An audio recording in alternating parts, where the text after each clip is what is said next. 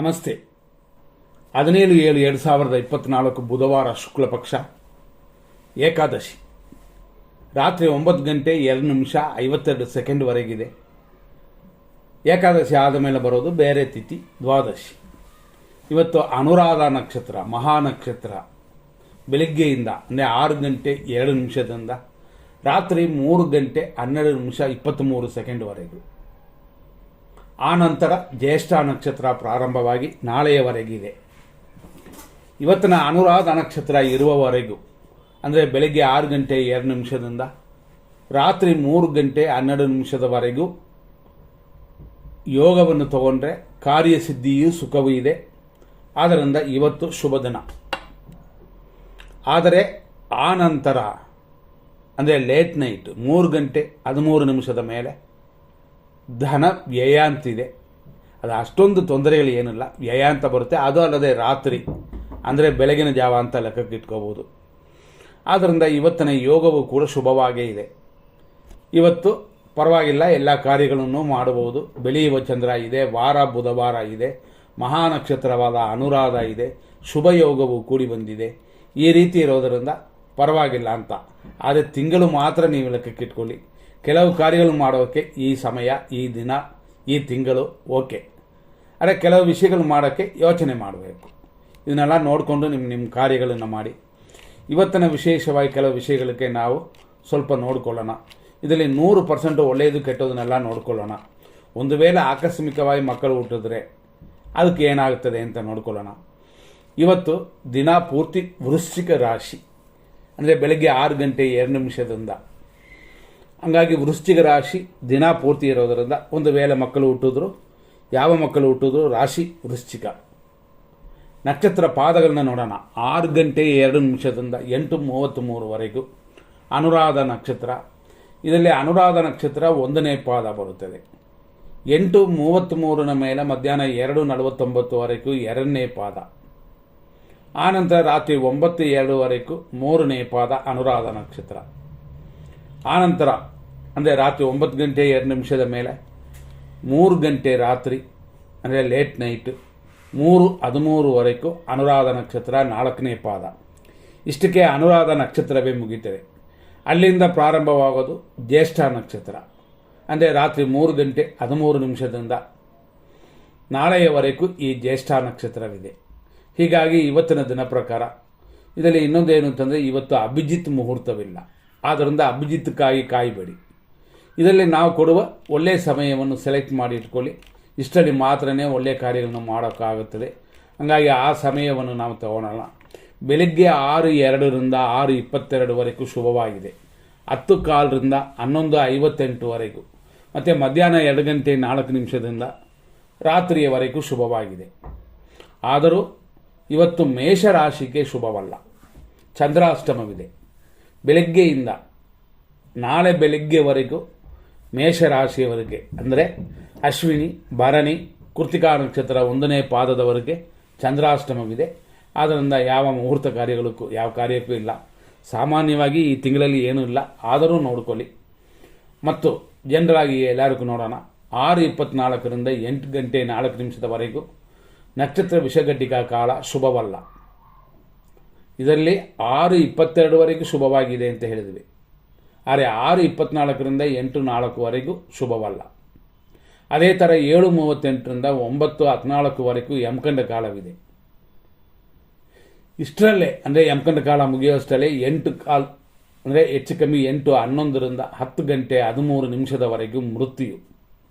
ಹಂಗಾಗಿ ಇರೋದರಲ್ಲೇ ಅಧಿಕವಾದ ದೋಷ ಕೊಡುವ ಸಮಯ ಅಂತಂದರೆ 7:38ರಿಂದ 10:13ವರೆಗೂ ಅಧಿಕವಾದ ದೋಷವಿದೆ. ಮತ್ತು ಮಧ್ಯಾಹ್ನ 12ರಿಂದ 12:51ವರೆಗೂ ದುರ್ಮುಹೂರ್ತವಿದೆ. ಈ ಸಮಯದಲ್ಲಿ ಏನಾದರೂ ಪರಿಹಾರ ಮಾಡ್ಬೋದಾ? ಅಭಿಜಿತ್ ಮುಹೂರ್ತ ಇದೆಯಾ ಅಂತಂದರೆ ಇಲ್ಲ. ಆದ್ದರಿಂದ ಈ ಸಮಯದಲ್ಲಿ ಯಾವುದನ್ನು ಮಾಡಬೇಡಿ. 12:26ರಿಂದ ಮಧ್ಯಾಹ್ನ 2:02ವರೆಗೂ ರಾಹುಕಾಲ. ರಾತ್ರಿ 3:46ರಿಂದ 5:57ವರೆಗೂ ಮೃತ್ಯು ಪಂಚಕ. ಬೆಳಗಿನ ಜಾವ 4:38ರಿಂದ 6 ಗಂಟೆ 2 ನಿಮಿಷದವರೆಗೂ ವಿಷಕಾಲ. ಇದರಲ್ಲಿ ಮುಹೂರ್ತ ಶುಭ ಕಾರ್ಯಗಳನ್ನು ಯಾವುದನ್ನು ಮಾಡೋಕ್ಕೆ ಹೋಗಬೇಡಿ. ಅದರಲ್ಲೂ ಪ್ರಾರಂಭ ಮಾಡೋಕ್ಕೆ ಹೋಗಬೇಡಿ. ನಾವು ಒಳ್ಳೆಯ ಟೈಮು ಅಂತ ಹೇಳಿದಾಯಿತು. ಅದರಲ್ಲಿ ಮಾಡುವಂಥದ್ದು ಉತ್ತಮವಾಗಿರುತ್ತದೆ. ಇದನ್ನು ಮನಸ್ಸಲ್ಲಿಟ್ಕೊಂಡೇ ಎಲ್ಲರೂ ಮಾಡಬೇಕಾಗ್ತದೆ. ಇವತ್ತಿನ ದಿನ ಪ್ರಕಾರ ಯಾರಿಗೆ ಯಾವ ನಕ್ಷತ್ರಕ್ಕೆ ಶುಭವಾಗಿದೆ ಅಂತ ಕಂಡುಹಿಡಿಯೋಣ. ಇವತ್ತು ನಕ್ಷತ್ರ ಪ್ರಕಾರ ನಾವು ಫಸ್ಟೇ ಹೇಳಿದ್ವಿ, ಅನುರಾಧ ಮಹಾನಕ್ಷತ್ರ ಅಂತ. ಅಶ್ವಿನಿ ನಕ್ಷತ್ರದವರಿಗೆ ಹೆಂಗಿದೆ ಅಂತಂದರೆ ಇವತ್ತು ಮಿತ್ರಧಾರೆ ಇದೆ, ಆದ್ದರಿಂದ ಶುಭವಾಗಿದೆ. ಭರಣಿ ನಕ್ಷತ್ರದವರಿಗೆ ಇವತ್ತು ಟೆನ್ಷನ್ ಇದೆ, ರೋಗ ವೃದ್ಧಿ ಇದೆ, ಗಮನ ಕೊಡಬೇಕು, ಶುಭವಾಗಿಲ್ಲ. ಕೃತಿಕಾ ನಕ್ಷತ್ರ 1ನೇ ಪಾದ ಮೇಷರಾಶಿಯವರಿಗೆ ಅನುಕೂಲವಿದೆ, ಆದ್ದರಿಂದ ಶುಭ ದಿನ ಅಂತ ಇಟ್ಕೋಬೋದು. ಶುಭ ದಿನ ಅಂದರೆ ಮುಹೂರ್ತ ಕಾರ್ಯಗಳೆಲ್ಲ ಮಾಡಿ ಅಂತಲ್ಲ, ತಿಂಗಳು ನೋಡಿಕೊಳ್ಳಲೇಬೇಕು. ನಂತರ ನೋಡುವಂಥದ್ದು ಏನು ಅಂದರೆ ಕೃತಿಕಾ ನಕ್ಷತ್ರ ವೃಷಭ ರಾಶಿ ಅನುಕೂಲ, ಸುಖವಿದೆ, ಹಾಗಾಗಿ ಶುಭಕರವಾಗಿದೆ.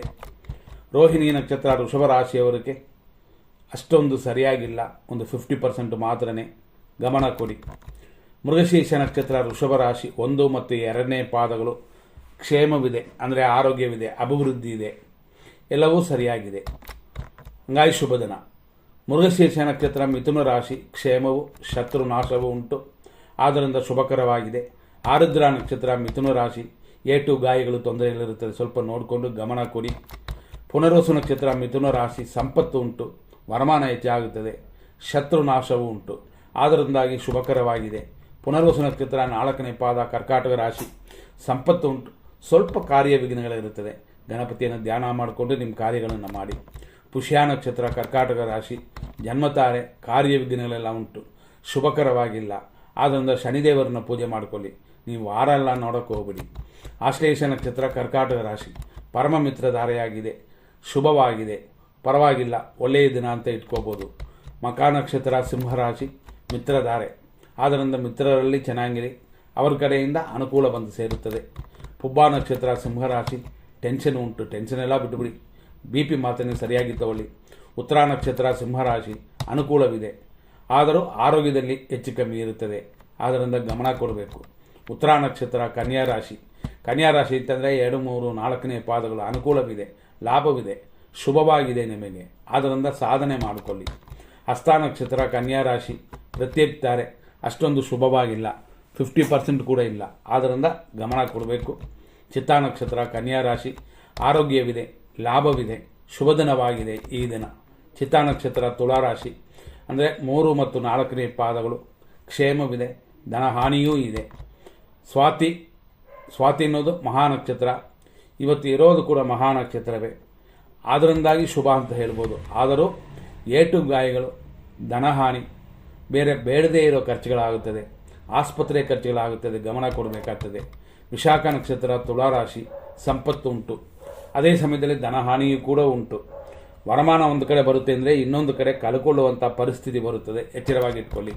ವಿಶಾಖ ನಕ್ಷತ್ರ ವೃಶ್ಚಿಕ ರಾಶಿ ಖಂಡಿತವಾಗಿ ಹೆಚ್ಚಿನ ವರಮಾನ, ಸಂಪತ್ತಿನ ಯೋಗವಿದೆ, ಶರೀರ ಆರೋಗ್ಯವೂ ಹೆಚ್ಚಾಗುತ್ತದೆ, ಮೇಂಟೈನ್ ಮಾಡಿಕೊಂಡ್ರೆ ಇನ್ನಷ್ಟು ಚೆನ್ನಾಗಿರುತ್ತದೆ. ಅನುರಾಧ ನಕ್ಷತ್ರ ವೃಶ್ಚಿಕ ರಾಶಿ ಇವತ್ತು ಅಷ್ಟೊಂದು ಶುಭವಾಗಿ ಕಾಣಿಸಲಿಲ್ಲ, 50% ಚೆನ್ನಾಗಿದೆ ಅಷ್ಟೇ, ಪಕ್ಷಿ ಪ್ರಾಣಿಗಳಿಗೆ ಮೇವಾಕಿ.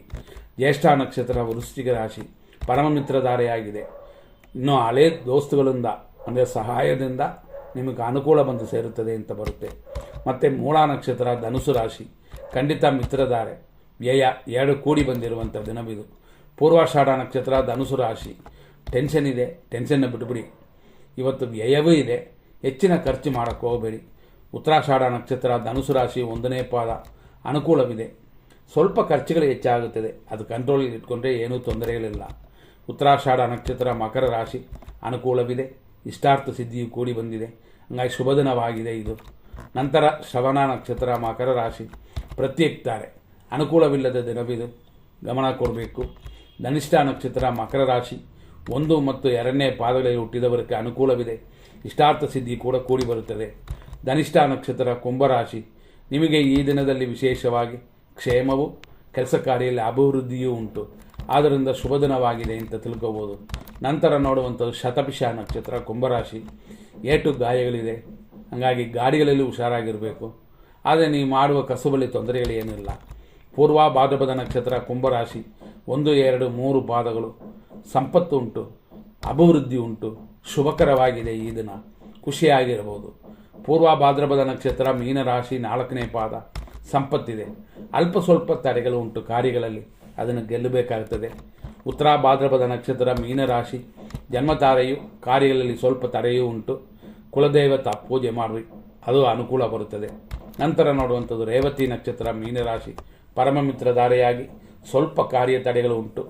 ಮಿತ್ರರಿಂದ ಗುರುಗಳ ಆಶೀರ್ವಾದದಿಂದ ನಿಮ್ಮ ಕಾರ್ಯಗಳು ಅನುಕೂಲಕರವಾಗಿ ಆಗಲಿ. ಮುಂದಿನ ಸಂಚಿಕೆಯಲ್ಲಿ ನೋಡೋಣ. ನಮಸ್ಕಾರ.